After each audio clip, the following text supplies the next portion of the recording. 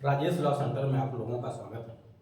आज हम लोग चर्चा करेंगे कि SC/ST एक्ट लगाए जाने पर कब किसी व्यक्ति को सजाए मौत दी जा सकती है। इस प्रोविजन को दो पार्ट में डिवाइड करके हम लोग समझेंगे। यद्यपि SC/ST पे लगभग इस समय 80 से ज़्यादा वीडियो मेरे चैनल पर अपलोड हैं, तरह तरह की जानकारी उसमें दी गई है, पूरे SC/ST एक्ट के बारे में दी गई। इतना ही नहीं, मैं ऑलरेडी अपना पर्सनल नंबर भी आप लोगों को दे रखा हूं कि अगर आपको कोई भी लीगल इंफॉर्मेशन लेना है, किसी भी विषय के बारे में कोई भी जानकारी आपको लेना है, अगर आप परेशान हैं तो इस नंबर पे संपर्क करके आप अपनी सुविधा अनुसार जानकारी ले सकते हैं। हाँ, उसकी जो फीस रीजनेबल आपको जमा करनी होगी वो आप जी डिपॉजिट कर दीजिए, और जो भी समस्या आपकी है निश्चित तौर से आपको लीगल इंफॉर्मेशन उस पर दी जाएगी। SC/ST एक्ट 1989 सभी को पता है, ये कानून 1989 में बनाया गया है। इसमें मौत की सजा का प्रावधान क्या है? देखिए, मौत की सजा कब किसी को दी जाएगी SC/ST एक्ट के तहत? जब किसी व्यक्ति पर SC/ST एक्ट की धारा 3(2)(1) लगी हुई, यानी इसको कैसे पढ़ेंगे? SC/ST एक्ट की धारा 3 उपधारा 2 का खंड 1, क्योंकि ये कई खंडों में इस तरह से डिवाइड है। पूरा SC/ST एक्ट दो उपधाराओं में धारा 3 डिवाइड है, पहला और दूसरा।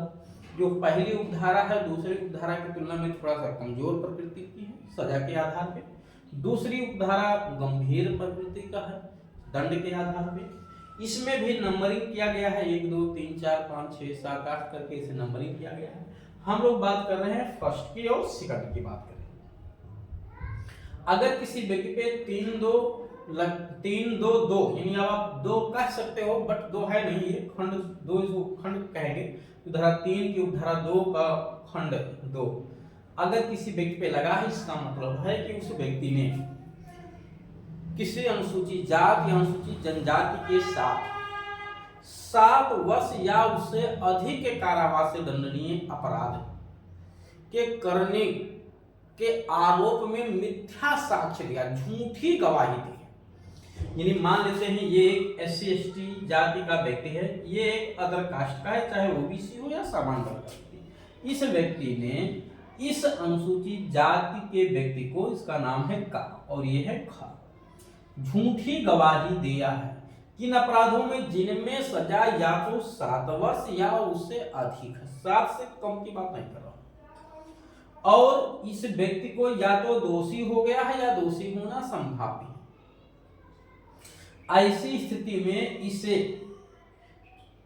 मिनिमम 6 माह की सजा दी जाएगी। अब आप कहेंगे सर आपने तो मृत्युदंड की बात की थी, 6 माह वाला क्यों बता रहे हैं?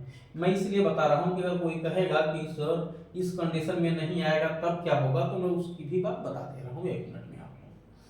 अधिकतम ये 7 वर्ष या उससे ज्यादा हो सकता है, प्लस जुर्माना भी देना पड़ेगा। अब प्रश्न ये है कि कौन से अपराध ऐसे हैं जिनमें सजाएं 7 वर्ष या उससे ज्यादा? तो आप देखेंगे IPC के अपराधों के अलावा और भी बहुत सारे लॉज हैं ना हमारे यहाँ।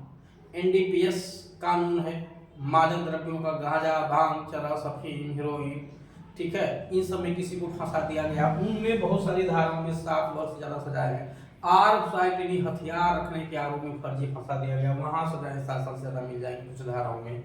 IPC में घर में घुस के चोरी, लोक सेवक द्वारा चोरी, घातक आयुधों से सज्जित होकर चोरी, डकैती, लूट जो है, ये सब धाराएं 7 वर्ष उससे ज्यादा सजा है। किसी व्यक्ति को गंभीर मारपीट में, जानलेवा हमले में फंसा दिया, यानी झूठी गवाही दे दिया है कि इसी ने मार के तोड़ डाला इसका हाथ पर, तो ऐसे कंडीशन में उनमें सजाएं 7 वर्ष या उससे अधिक है। और कोई झूठी गवाही दिया है, वो चाहे दोषी हुआ हो आरोपी चाहे ना हुआ हो, गवाही देने वाले को कम से कम 6 महीने की सजा, उसमें मुकदमा बनेगा इस एक्ट की इस धारा का, और अधिकतम 7 साल या उससे ज्यादा भी हो सकता है, प्लस जुर्माना देना पड़ेगा।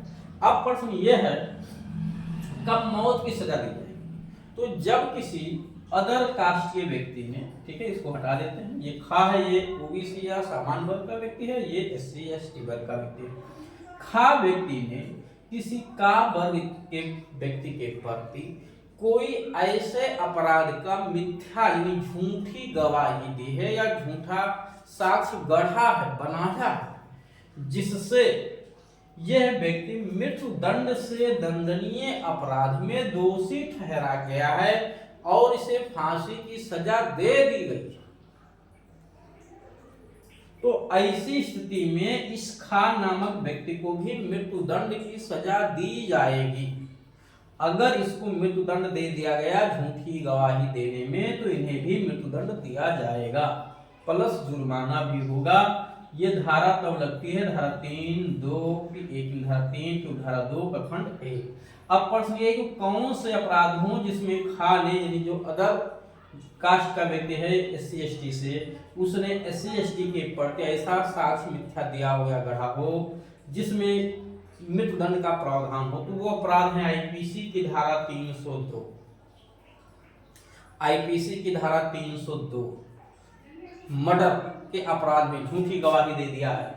रेप 305 यहाँ नहीं बन पाएगा, 300 या 305 भी बन जाएगा, ऐसा नहीं है। किसी व्यक्ति को आत्महत्या, किसी बच्चे को आत्महत्या करने के लिए उकसाने के आरोप में किसी को झूठी आरोप लगा दिया कि इसी ने उकसाया, अनुसूचित जाति के वर्ग के व्यक्ति को आरोप लगा दिया इसने कि इसी ने साहब उकसाया है, जिससे छोटे छोटे बालक आत्महत्या कर ले, कुएं में कूद गए, तालाब में कूद गए और मर गए। और अगर इसको फांसी की सजा दी जाए तो इनको भी दी जाएगी, ये 305 लगती है, इन पे 305 लगेगी। अगर इन्होंने सजा इस तरह का साक्ष्य दिया है तो इन पे 3(2)(1) लग जाएगा। 300 इसके अलावा झूठी गवाही की और भी धाराएं लग जाती हैं। 376 का रेप का कंडीशन बताया गया है, इसी महिला के साथ रेप किया जाए जहां वो विकसितता की दशा में कोमा में चली जाए। 376 का खा 12 वर्ष से कम आयु की महिला के साथ रेप। 376 घा खा सामूहिक रेप 12 वर्ष से कम आयु की महिला के साथ। 376 अंगा आपका जो है रेप का रिपीटेशन करना, दोबारा रेप के आरोप में पकड़े जाने का, फर्जी गवाही दे करके इसने जो है दोषी ठहरवा दिया किसी SC ST वर्ग के व्यक्ति को और उसको मृत्युदंड दे दी गई। या 306 हत्या से डकैती के अपराध में जो है फर्जी गवाही दिया गया जिससे किसी अनुसूचित जाति जनजाति वर्ग का व्यक्ति उसमें मृत्युदंड की सजा पा गया और उसको लटका मृत्युदंड का सजा दे भी दिया गया। ऐसे कंडीशन में मृत्युदंड की सजा दी जा सकती है।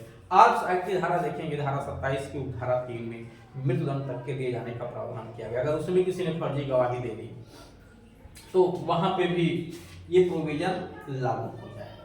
तो इस तरह से आपने देखा कि जब ये धारा लगेगी किसी व्यक्ति पे तभी उस आरोपी को सजाए मौत की सजा दी जाएगी। अन्य धारा लगने पे सजाए मौत की सजा यानी मौत की सजा नहीं दी जाएगी, उससे कम की सजा का प्रावधान बिल्कुल किया गया है। तो उम्मीद है आप लोगों को समझ में जरूर आया होगा। और अगर कोई भी लीगल इंफॉर्मेशन लेना है तो यहाँ पे नंबर मैं ऑलरेडी दे रखा हूँ आपको, आप इस नंबर पे अपनी सुविधा अनुसार संपर्क करके जानकारी ले सकते हैं। जो उसकी रिन्यूअल फीस है वो आपको जमा